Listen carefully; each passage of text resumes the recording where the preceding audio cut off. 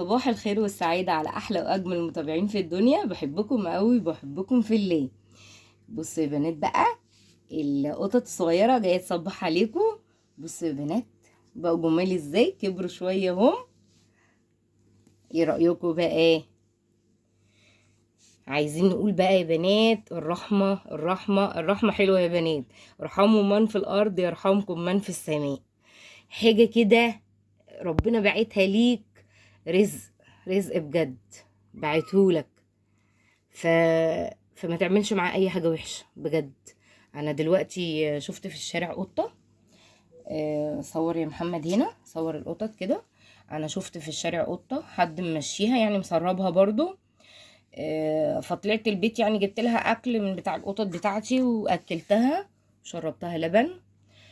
فالناس عماله بقى ايه تضحك وتهزر وتتريق ان انا باكل القطه يعني مش عارفه بتستهزأ. آه، ب... معرفش بيعملوا ليه كده، بس بصراحه حرام يعني. ارحموا من في الارض يرحمكم من في السماء. عمالين يقولوا انا بقرف، انا بعمل، ليه بتقرفي؟ ليه يا حبيبتي؟ ما تقرفيش. هي مش طالبه منك اي حاجه وما عملتلكيش اي حاجه. هي طالبه بس تاكل. لو تقدري تاكليها اكليها، لكن ما تنفرهاش وما تقولهاش اوعي كده ومش عارفه ايه وتزقيها وتضربيها. لا، ما تعملهاش اي حاجه بجد. انا كلمتهم كده، بس انا حبيت برضو اتكلم في الفيديو كده. برضو انا متضايقه قوي ان انا بشوف يعني انا بقول للاطفال اهاليهم يعلموهم ان يعاملوا الحيوان ازاي، الرفق بالحيوان. ما بالك بقى الكبار، هنعلمهم ازاي الكبار؟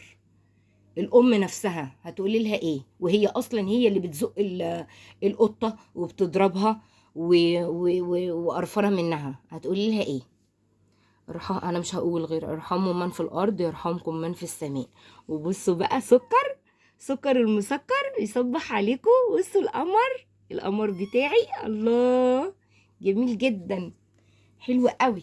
بسبوسه، بسبوسه كانت عينيها وجعيها وحطيت لها في عينيها مرهم. بصوا عينيها وجعاها خالص ازاي، حبيبتي يا بسبوسه. وشوكت قاعد اهو عمال بقى ايه بيلعب مع اخواته، قضيها بقى لعب. تعالي يا شوكت، بوظت الفرش خالص يا شوكت. بصوا بصوا بصوا بصوا الجمال، بصوا الجمال. حد يا ربي، حد يزعل الجمال ده كله؟ حد يقول له امشي مش هاكلك؟ ها؟ هو مش عايز اي حاجه غير ياكل ويشرب بس. اهو مش طالب منك اي حاجه خالص. لو تقدري تقدري، ما تقدريش خلاص. لكن ما تنهوش وما تضربوش برجلك وما تزقهوش. ها؟ اهو يا بنات، عشان مش هتعيشي قد ما عشتي. عمرك ما هتعيشي قد ما عشتي.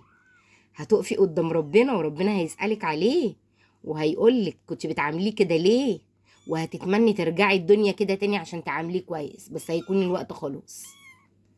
شكرا يا بنات، طولت عليكم.